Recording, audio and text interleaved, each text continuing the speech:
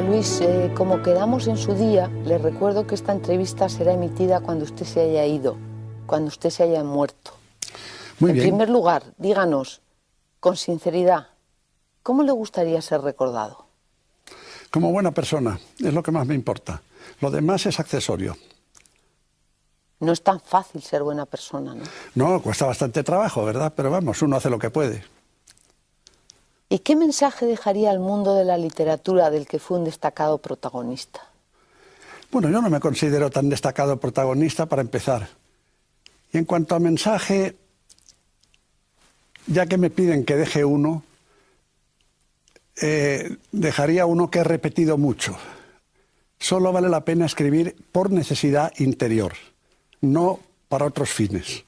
Escribir por algo que está dentro de uno, no escribir para algo, ni para ganar dinero, ni para ser famoso, ni para salir en televisión, ni para nada. Escribir porque no se puede evitar. Supongo que al mundo de la economía le dejaría un mensaje muy diferente, ¿o no? Yo creo que en el fondo este mensaje de autenticidad personal es válido en cualquier esfera, pero de todas maneras al mundo de la economía le dejaría el de que se olvidaran de esa mentira que es la de que el mercado es la libertad. Y la prueba es que ir al mercado sin un duro supone no tener la menor libertad para obtener nada, de modo que está claro que el mercado no es la libertad. De modo que se den cuenta de que el sistema en el que vivimos hoy es un sistema transitorio que tiene que desaparecer como desaparecieron otros. ¿Y a su familia, don José Luis, qué le diría? ¿Qué mensaje o qué últimas palabras le diría? El amor es la palabra fundamental, porque con eso viene la tolerancia, con eso viene la comprensión, con eso viene la aceptación, con eso viene la vida que recibe y que da. Amar significa dar y recibir. Hay gente que sabe dar y no sabe recibir, gente que sabe recibir y no sabe dar. Amar de verdad es ambas cosas. ¿Usted tuvo una única hija maravillosa? Sí, tuve solo una hija y esa hija tuvo un hijo, lo tiene, espero, y yo estoy encantado con ellos. Su nieto se llama Miguel. Se llama Miguel. Y usted lo idolatraba, ¿no? Sí, ese nieto ha sido un hecho importantísimo en mi vida. Fue un hecho importantísimo en mi vida. La literatura fue su vocación. ¿Qué les diría a sus lectores, a aquellos con los que consiguió una comunión y una comunicación que pocos escritores de este siglo han logrado? ¿Qué les diría a mis lectores? Primero les diría muchísimas gracias, luego les diría os quiero tanto como me queréis a mí. Y creo que eso es fundamental. La comunicación humana tiende o debe tender a acabar en eso, a querernos. Es que a usted se le quiso muchísimo, ¿eh? Sí, ya lo sé, y yo quise mucho también. Y escribía mis libros, en gran parte, diré que siempre fueron cartas de amor. Todos mis libros fueron cartas de amor. Algunos a destinatarios muy concretos, pero otros a destinatarios más generales, más amplios. Eran como el mensaje del náufrago que lo escribe, lo mete en la botella y echa la botella al mar. Y cuando alguien me decía, he recibido ese mensaje, he cogido la botella, yo me ponía muy contento. El novelista en la sombra luchó en usted muchos años por ganar al economista y al final se vengó prácticamente aniquilando al segundo. No fue así exactamente. No. No. Yo empecé primero como novelista. Yo no pensé en la economía hasta 9 años después de haber escrito, de haber empezado a hacer escritos literarios, y ya con 2 novelas terminadas. De modo que El economista llegó, pues, en parte por circunstancias, y además ocurrió que a medida que estudiaba economía, cierta orientación humana de la economía, y no la que ahora prevalece en los centros más prestigiosos, una economía que, para entendernos, me gustaría llamar tercermundista, yo soy completamente tercermundista, pues esa economía me sedujo y me gustó muchísimo. Pero siempre fueron compatibles ambas cosas. Yo he utilizado en la escritura de las novelas algunas técnicas que tomaba adaptadas de ciertas concepciones económicas. Y en cuanto a escribir textos de economía, mis experiencias literarias y mis investigaciones humanísticas, digamos, al escribir literatura, me eran muy útiles para hablar de economía. Lo malo es que muchos economistas no tienen en cuenta para nada los problemas humanísticos. Es que en principio cuesta creer que esos dos mundos tan opuestos sean conciliables, ¿no? El mundo tan frío de la economía. Cuesta creerlo porque la economía hoy vigente y dominante porque es la que legitima los intereses de los poderosos. La ideología económica de hoy, del liberalismo, legitima los intereses de los más fuertes hoy. Y esa economía consiste esencialmente en una racionalización principalmente técnica y muy poco humanística. Por ejemplo, ahora estamos, o se ha estado, yo no sé cómo se estará ahora porque no sigo los periódicos en mis circunstancias actuales, evidentemente. Arriba no hay periódicos. Arriba no hay periódicos, afortunadamente. Bueno, pues con eso no estoy enterado de cómo está la cosa y además me importa tres pepinos. Pero cuando yo estaba todavía vivo, se hablaba de la Unión Europea y de Maastricht y todo eso. Y se hablaba de las cuestiones financieras, económicas, con gran rigor. Pero el paro les importaba tres pepinos. Cuando se hablaba de las condiciones de accesión a la Unión Europea y todo eso, se hablaba así, de cuestiones monetarias y financieras sobre todo. Pero lo del paro, pues no parecía preocuparles gran cosa. Entonces, quiere eso decir que tragedias como esa a los economistas del dinero les importan muy poco. Terrible eso, ¿eh? Sí, sí, estoy de acuerdo. La lucha por la dignidad de la persona, precisamente, fue uno de los ejes de su vida, tanto en su labor novelística como en la de economista, ¿no? Procuré siempre tratar de ese tema y arrimar el ascua a la sardina, por decirlo así. Tanto como decir luchar, pues me parece un adjetivo casi heroico que no se me puede aplicar. Pero es que la dignidad humana es un tema absolutamente central y además un tema bastante hispánico. Yo fui un lector apasionadísimo en mi primera juventud de Unamuno y era un tema muy unamuniano. Y el problema de la dignidad humana es de una fuerza inmensa y de una trascendencia extraordinaria porque afecta a todo lo demás. Con un concepto de la dignidad humana y un respeto a la dignidad humana, si se generalizase, no pasarían las cosas que pasan, ni las que han pasado. Los economistas a los que me he referido antes, a los economistas del dinero, no podrían sostener las teorías que estuvieron sosteniendo. Y las intolerancias religiosas, por ejemplo, de un lado y de otro y de cualquier religión, no hubieran podido ser aplicadas. La dignidad humana empieza por el respeto a la vida interior de cada cual. Y dígame, don José Luis, en su opinión, los máximos responsables de esa especie de humillación del ser humano que usted denunció con frecuencia, ¿quiénes fueron? Es difícil echar la culpa solamente a unos, pero en mis circunstancias actuales, reflexionando en lo que he visto y en lo que viví, los grandes responsables son una combinación de intereses, principalmente materiales, disfrazados de otro tipo de intereses, y de los educadores al servicio de esos intereses. La intolerancia empieza con la adoctrinación, con la inoculación, empleo un término casi médico, de dogmas en las mentes infantiles.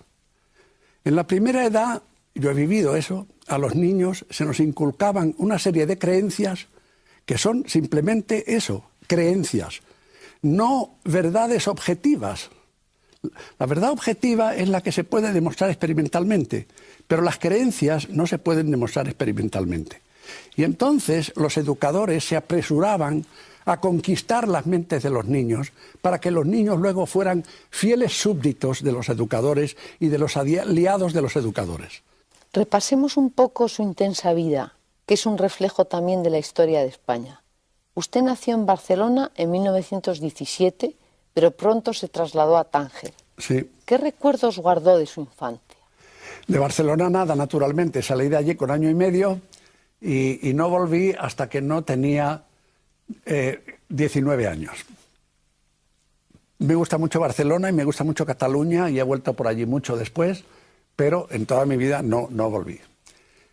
De Tánger guardo recuerdos extraordinarios. Es realmente mi primera infancia, hasta los 13 años, ya más que la primera infancia, y aquella era una sociedad en la que la palabra permisiva, que apareció después, se aplicaba con una plenitud que no he visto en ningún otro sitio. Yo iba al colegio, tenía amigos musulmanes, amigos israelitas, españoles, suizos, rusos blancos que se habían refugiado allí poco antes o poco después de la Primera Guerra Mundial. Se manejaban monedas diferentes, unos chicos pedíamos los juguetes a los Reyes Magos y otros al Papá Noel y otros a nadie o a sus padres. Era extraordinario. Tremendamente enriquecedor, asombroso. quiere decir. ¿Perdón? Tremendamente enriquecedor. Sí, para mí sí. Yo creo que esa ha sido una de las fuentes de mi afán de comprender diferencias, de no establecer fronteras y de juzgar a los demás lo menos posible. Al estallar la guerra usted luchó con los republicanos, pero al ser tomada la ciudad pasó automáticamente al otro bando.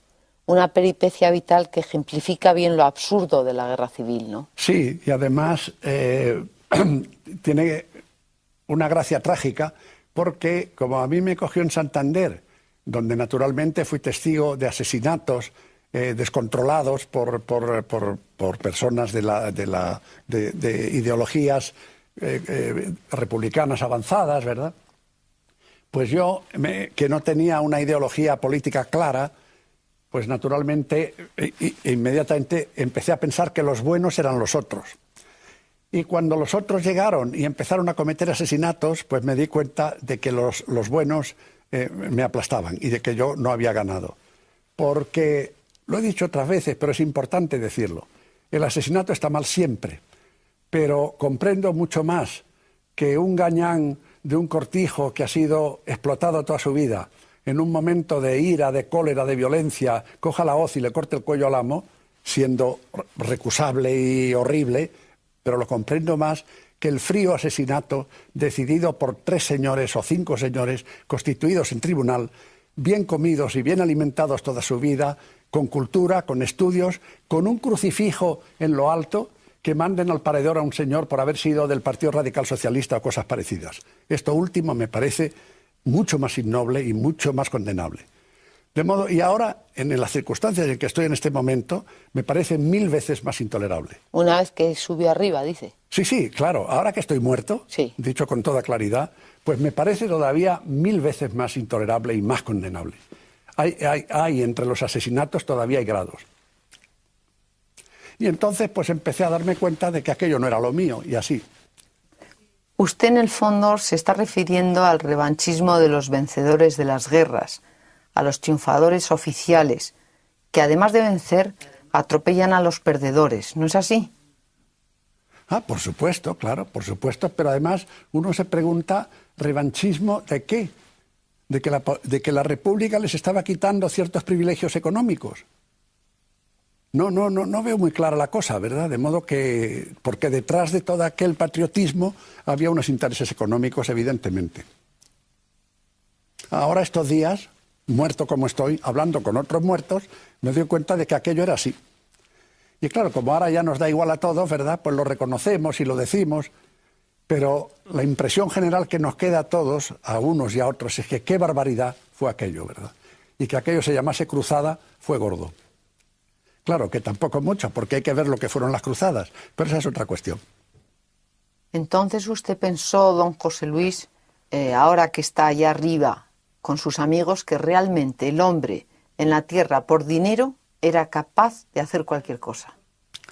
No, yo no generalizo así. Yo creo que hay gente que se niega a hacer cosas por dinero. Hay más gente respetable de la que nos creemos, pero en un sistema como este, que pone el dinero por encima de todo, incluso de su Dios, no nos equivoquemos, ¿verdad? Cuando hay un primer mandamiento que dice amar a Dios sobre todas las cosas y vemos que aman el dinero más que a Dios, pues no puedo generalizar, hay gente que no es así.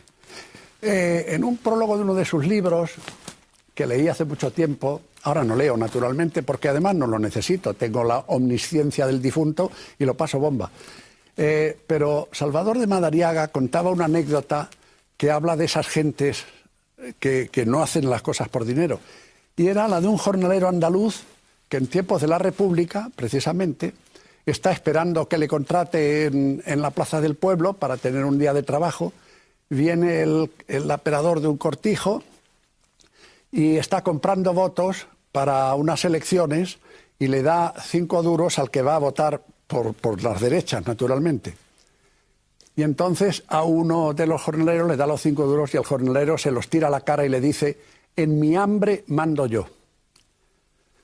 Esa frase, en mi hambre mando yo, me ha parecido de las frases más heroicas que conozco. Mucho mejor incluso que la de Guzmán el Bueno echando el puñal para su hijo. Su primera novela, don José Luis, La estatua de Adolfo Espejo, que permaneció largamente inédita, creo que la escribió con 22 años al final de la guerra. ¿Es así? Sí, sí, fue así, sí. Sí. Yo había escrito ya unos cuentecitos y unos poemas y unas cosas de esas, y bueno, me lancé a escribir la novela. Pero me pareció un intento inicial y esperé a publicarla. Esperé 40 años. Cuando tenía 25 años pasó un momento difícil. En apenas un año perdió a sus padres y a su abuela materna. Supongo que sintió todo el peso de la soledad y de la responsabilidad. De la responsabilidad más que de la soledad. En primer lugar, porque a mí la soledad no me ha pesado nunca. La soledad voluntaria, la que uno desea y acepta, no es ningún peso. Al contrario, son alas para hablar con uno mismo. Hay el poemilla ese de Antonio Machado que aspira a hablar con Dios un día. Yo ni ahora mismo tengo mucho interés en hablar con Dios y además no me lo he encontrado en ningún sitio. ¿No le ha recibido? No. ¿Cómo me va a recibir? No se le encuentra. De modo que, como no le encuentro, pues no hay problema. Pero sí he tenido un gran interés siempre en hablar conmigo mismo. Porque en las profundidades de uno está todo. Está todo. Está todo no porque esté todo, sino porque todo lo que uno puede abarcar tiene que estar dentro. Nosotros en nuestra vida nos creemos que vivimos en el mismo mundo unos y otros. Usted y yo, por ejemplo, en este momento. No es verdad. Porque cada uno de nosotros a lo largo de la vida hace como los pájaros, cogiendo una brizna de aquí, otra de allí, una experiencia, una vivencia, algo un día, otro día. Se construye un nido alrededor y se construye un mundo que es diferente del de los demás, que coincide en muchas cosas, evidentemente, si no, no podríamos convivir, pero que es diferente. Y entonces, ¿en qué consiste la soledad? Yo ya me he traído a mi nido lo que me interesa. Me he traído a mi nido incluso mi imagen de los que quiero. Y los que quiero están conmigo. Y estaban conmigo siempre. Están ahora también los que han venido y espero a los que van a venir, de modo que la cosa está así. Háblenos de una de las personas con las que se habrá encontrado allí en el otro mundo y que fue muy importante para usted, su mujer, a quien recordó siempre con un intenso amor.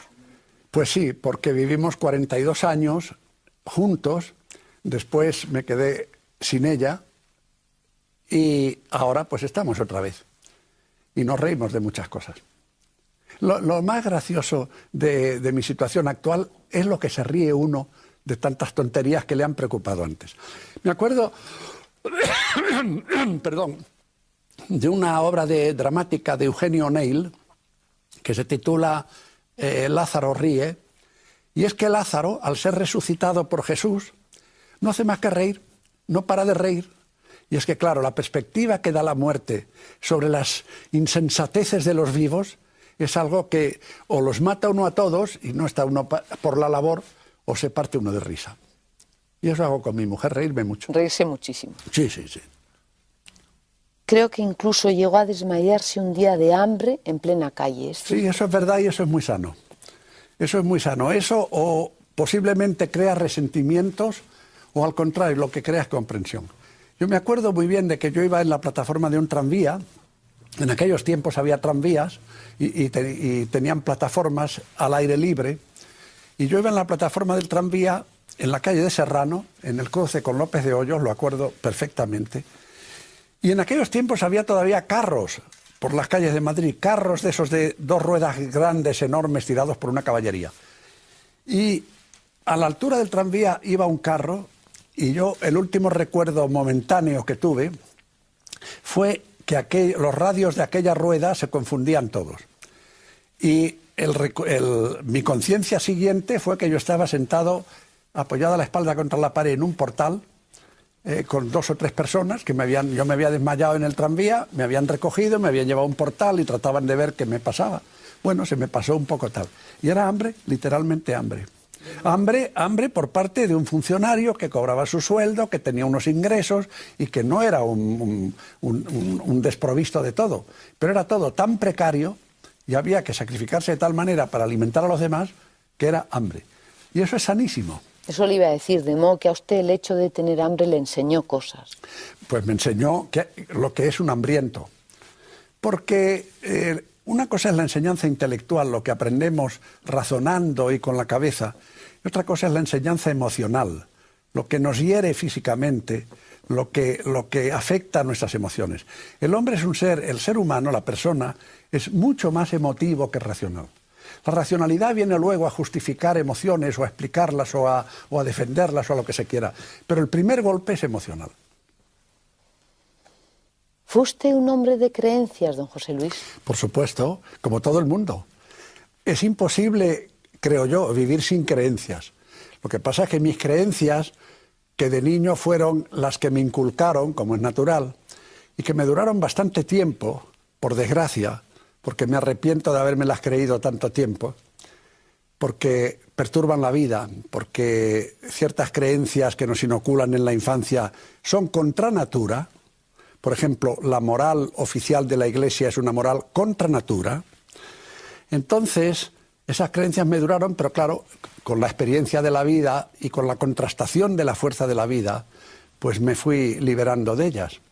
Y en cambio adquiriendo otras creencias diferentes. ¿Y en qué creyó José Luis San Pedro? Yo creí sobre todo en la vida no solo la humana, sino la vida en general. Llegué a tener una concepción global de la vida. Para mí, eso que llaman Dios a veces, es un nombre que se da por ignorancia a otra cosa que es la energía global del universo, del mundo en que vivimos. Yo me imagino el universo como una enorme hoguera, como una enorme expansión tremenda, y la astronomía moderna nos está presentando cada vez más con manifestaciones de ese tipo.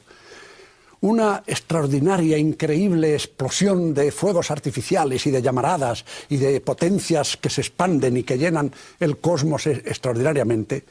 Y dentro de eso hay infinidad de millones de pequeñas pavesas, de las cuales yo fui una. Yo fui una pequeña llamarada, una pequeña pavesa, y que cayó y que se apagó, y que ahora estoy aquí hablando con usted. Para muchos eso es insuficiente y necesitan un alma inmortal y todas esas cosas. Yo estoy aquí mucho más contento de difunto, con mi chaqueta y mi camisa que roza y todas esas cosas, y mis zapatos y demás. Y no necesito el alma inmortal para nada.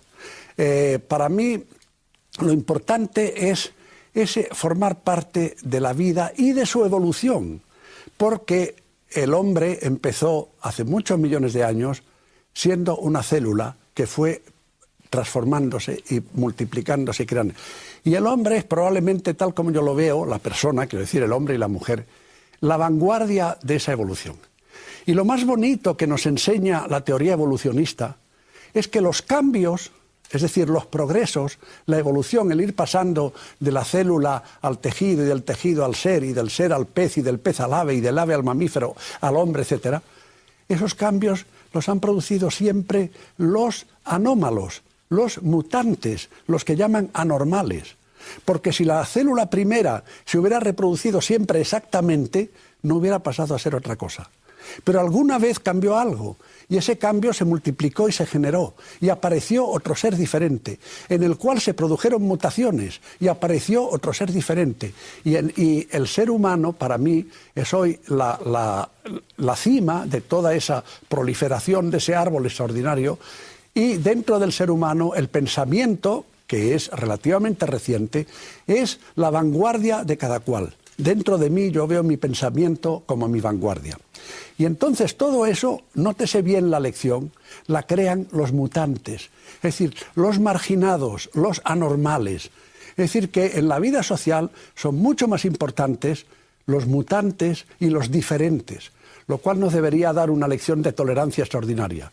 ¿Y esa visión de la vida, don José Luis, la obtuvo en los últimos tiempos o...? Sí, en los últimos tiempos. A causa de las inoculaciones de creencias que me inyectaron en la infancia y a causa de la barbarie en que vivió mi país durante los 40 años y la imposibilidad de enterarse de lo que pasaba y los problemas de la censura y de la defectuosa educación y del peso del poder eclesiástico sobre el país español en todos aquellos tiempos, voy a decir una cosa que parece una barbaridad, pero yo hasta los 50 años no empecé a enterarme un poco de cómo eran las cosas de verdad. De modo que, y eso le ha pasado a muchos, y le pasó a algunos que se murieron sin enterarse. Pero eso fue, usted me preguntaba al principio por las causas de la cuestión.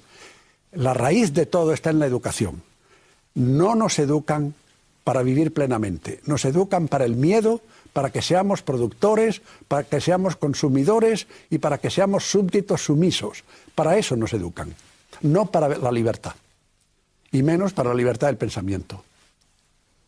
Después, don José Luis, usted escribió su segunda novela, La sombra de los días, que aunque tuvo un accésit en algún premio, quedaría inédita. Sí.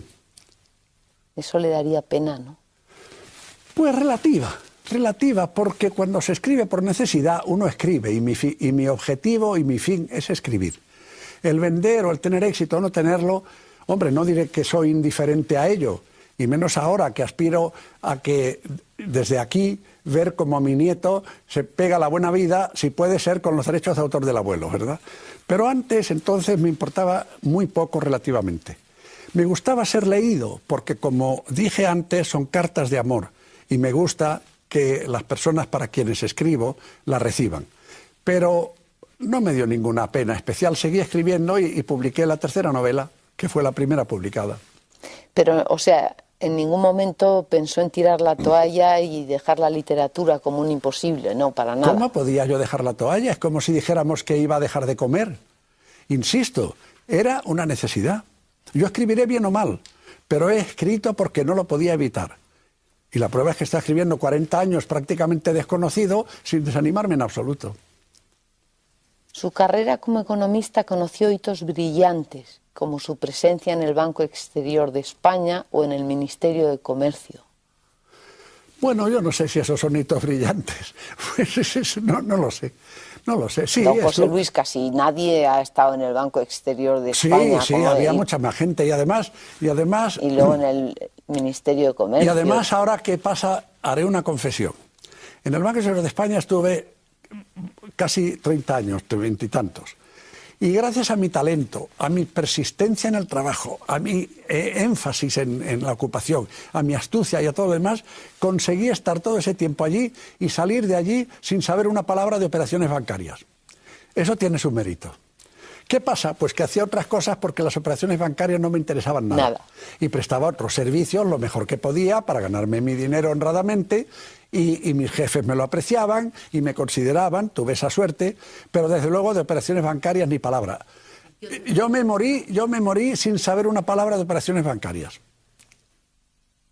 Precisamente esos momentos coinciden con su irrupción pública en el campo de la novela, con su obra Congreso en Estocolmo, publicada en 1952.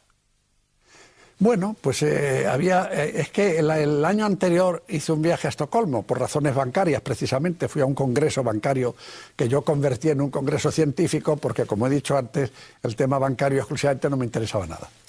Y entonces, pues, ir el año 52, desde la España del difunto hasta Escandinavia, bueno, era un salto en eso que he dicho antes, la evolución de la energía, etcétera, etcétera, un salto, vamos, mortal, solo que vital.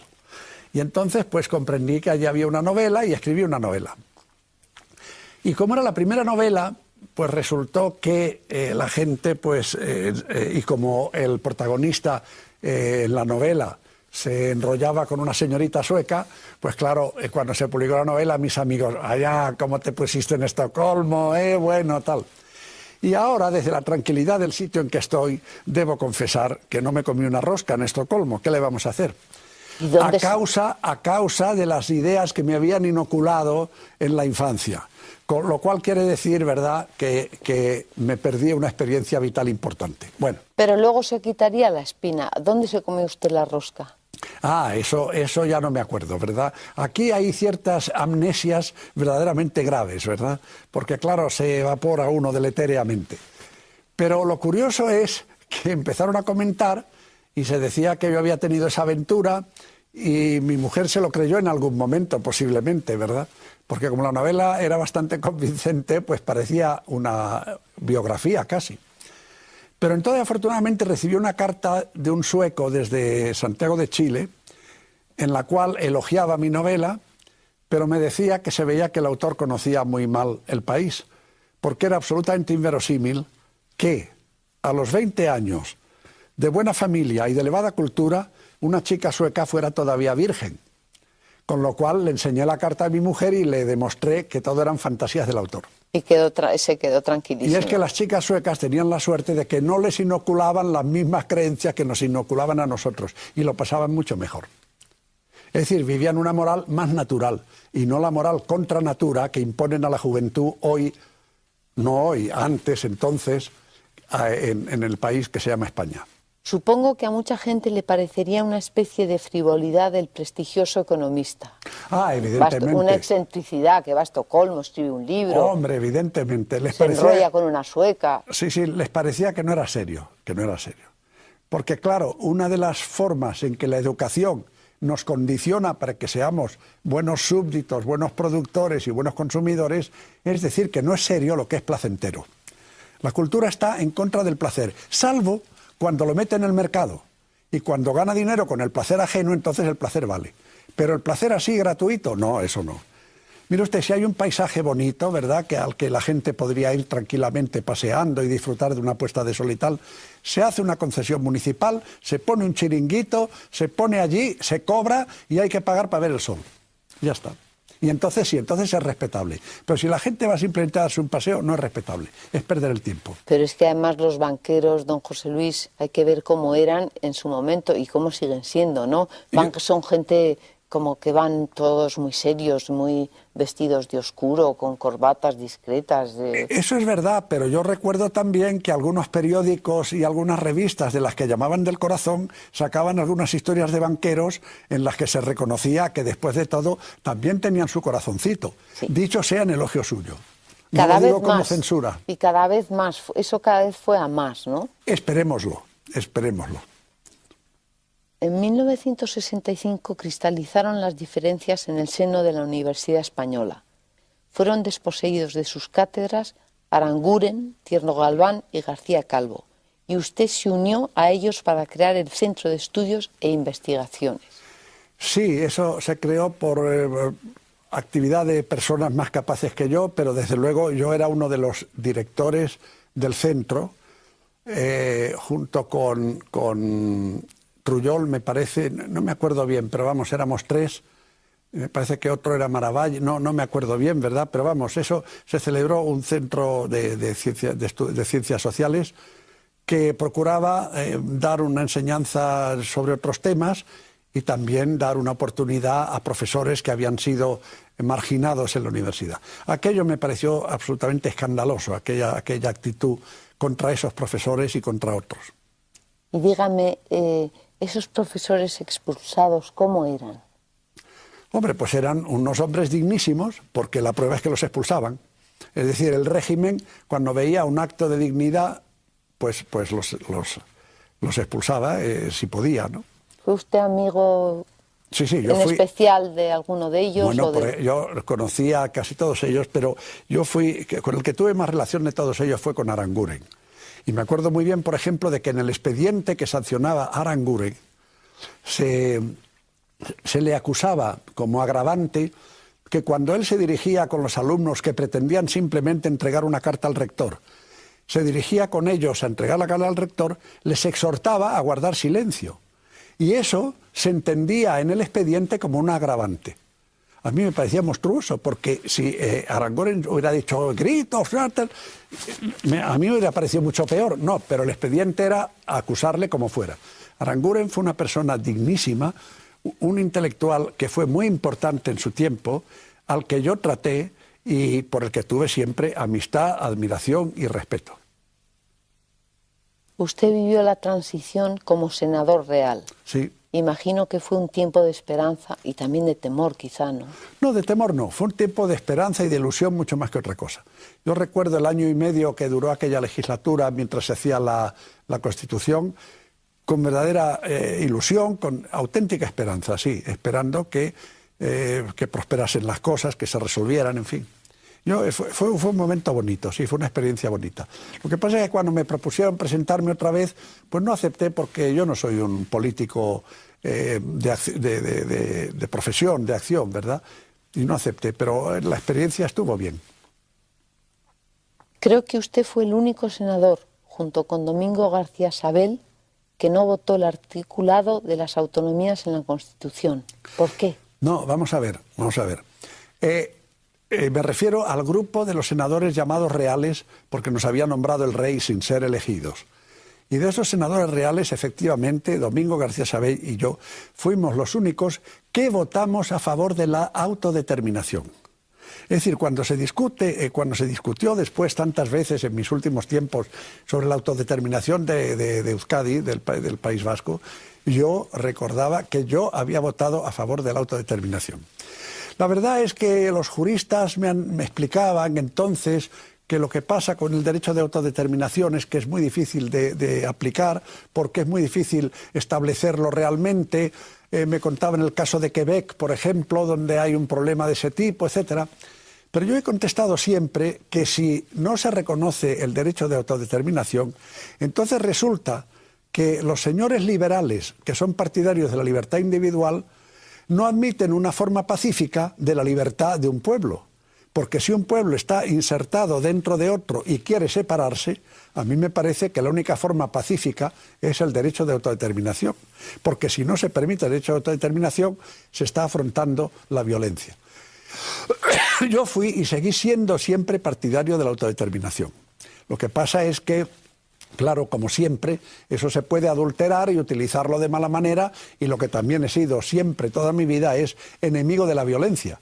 Y mucho más cuando unas ideas se pueden defender democráticamente sin necesidad de recurrir a la violencia. ¿A usted le llegó a defraudar la evolución de la democracia? Hasta cierto punto, pero no demasiado, ¿verdad? Yo lo que lamenté, por ejemplo, es que en los tiempos en que gobernó un partido oficialmente socialista se aplicase tampoco el socialismo. Se aplicó tampoco que seguían mandando los mismos que mandaban antes.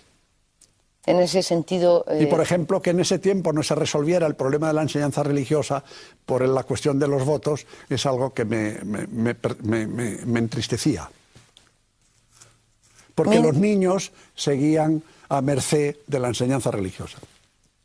1981 trajo su reconocimiento como gran novelista con Octubre, Octubre, una obra ambiciosa en la que había trabajado creo que 19 años. Sí, trabajé 19 años y era una obra muy ambiciosa. Lo de gran novelista ya no estoy tan seguro, ¿verdad? Pero yo estoy muy satisfecho de Octubre, Octubre. Era una obra muy ambiciosa, lo sigue siendo. Como tal, obra ambiciosa abordada por una persona que, como dicen los ingleses, mordía más de lo que podía tragar, es decir, su ambición era mayor que sus capacidades, pues es seguramente una obra desigual, con altibajos, etcétera, pero yo estoy muy orgulloso de haber escrito Octubre, Octubre. Creo que es una novela inusitada y creo que no se escribían muchas novelas así. No digo mejores ni peores, sino simplemente con esa ambición. ¿De qué más está contento de lo que hizo don José Luis? Mire, estoy contento de mis libros, estoy bastante contento de mis clases.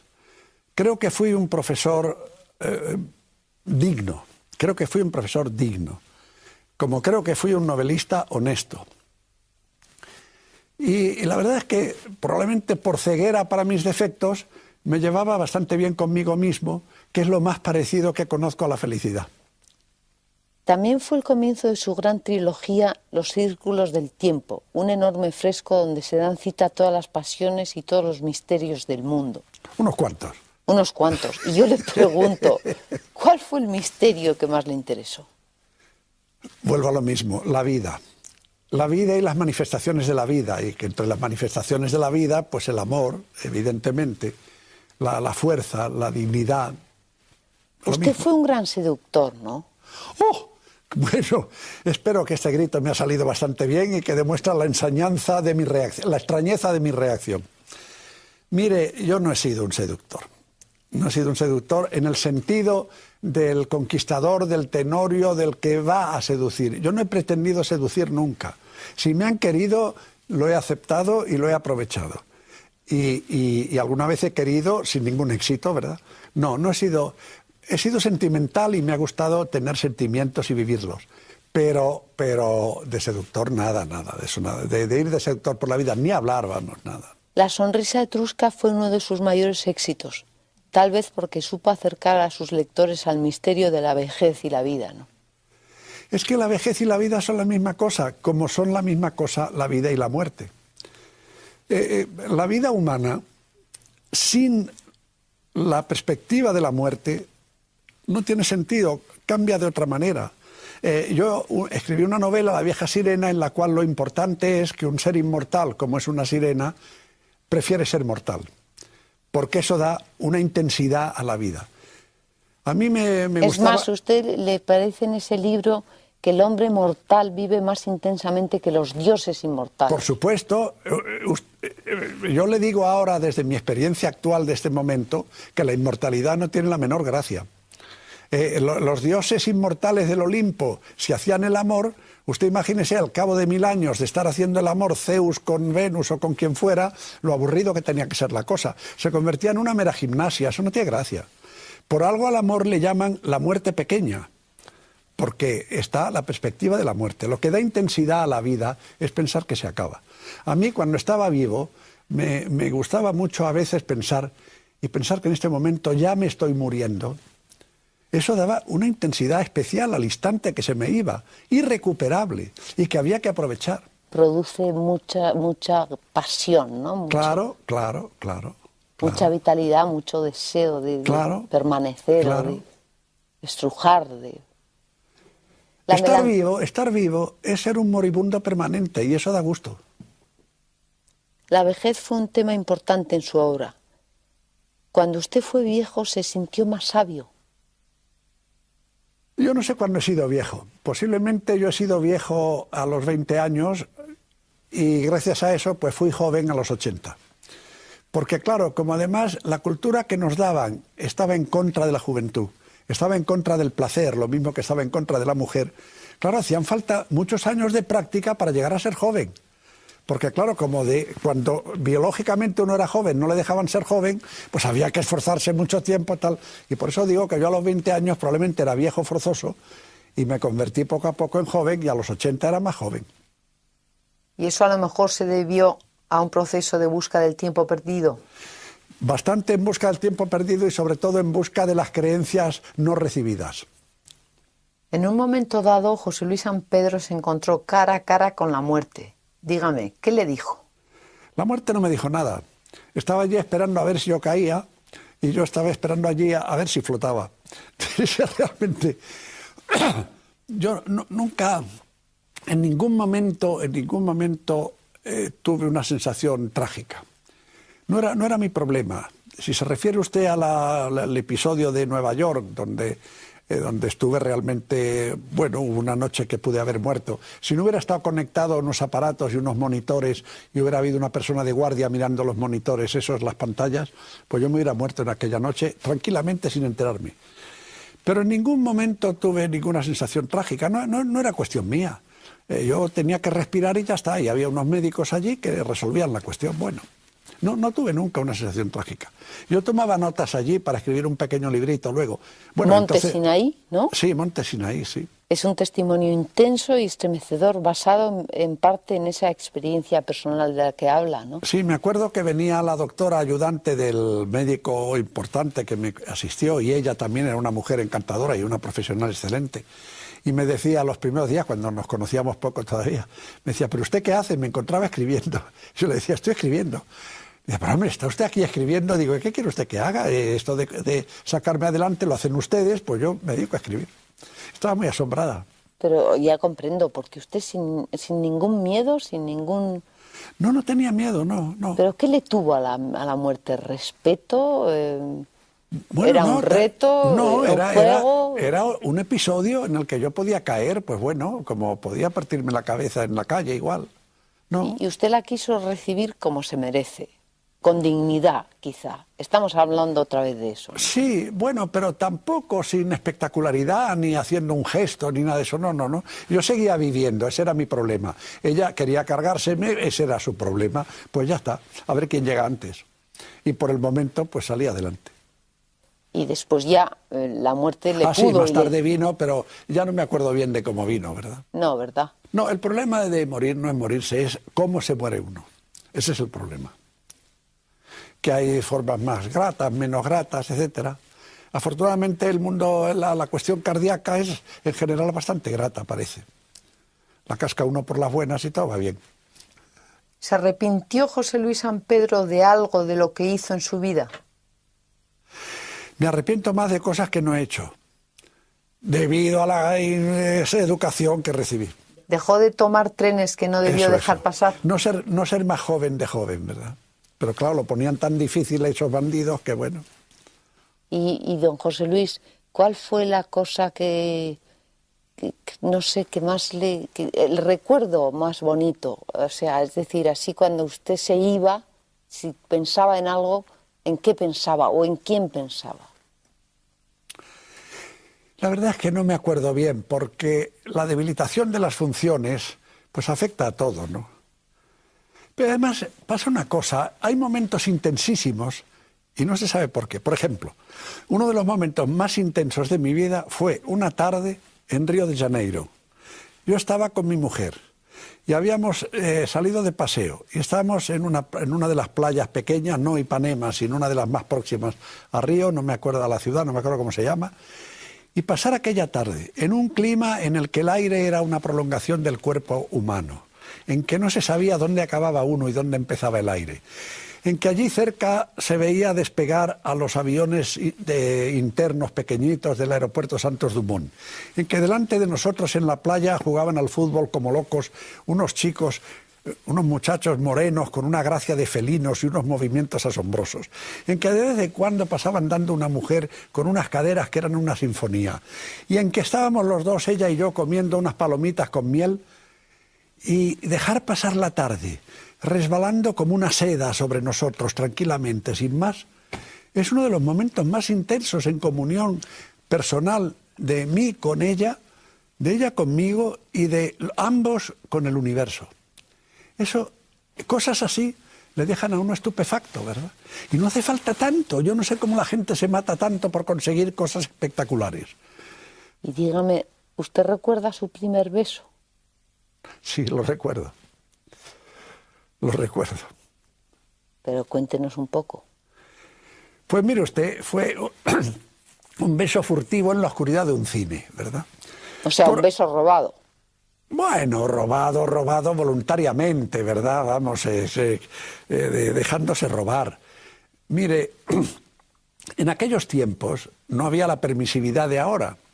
Y la consecuencia es que uno iba a un cine con una chica, hacía manitas y le daba un beso, y uno salía de allí, a aquella edad muy temprana, creyéndose que era Casanova, ¿no? Es decir, que el goce era intensísimo. Yo dudo que después se hayan tenido goces comparables acostándose del todo, por decirlo de una manera políticamente correcta. Un beso era, decía uno, pero bueno, qué tío soy, qué barbaridad, qué cosas, qué cosas es. ¿Y qué importancia tuvo el sexo para José Luis San Pedro? Hombre, pues mucha, naturalmente, y el que diga lo contrario, he dicho antes, alguna vez, que la moral oficial es contra natura. Mire, decirles a los jóvenes que sean castos, y cueste que a mí el que una persona decida ser casta me parece muy bien, como si decide ser vegetariano, ¿verdad? Pero imponer la castidad es como querer imponer el vegetarianismo. ¿Qué diríamos si cuando un niño pequeñito tiene ya la dentadura completa, se le dijera sí, pero no puedes comer nada más que cuando haya delante un cura y un notario? Pues es lo que pasa con el sexo.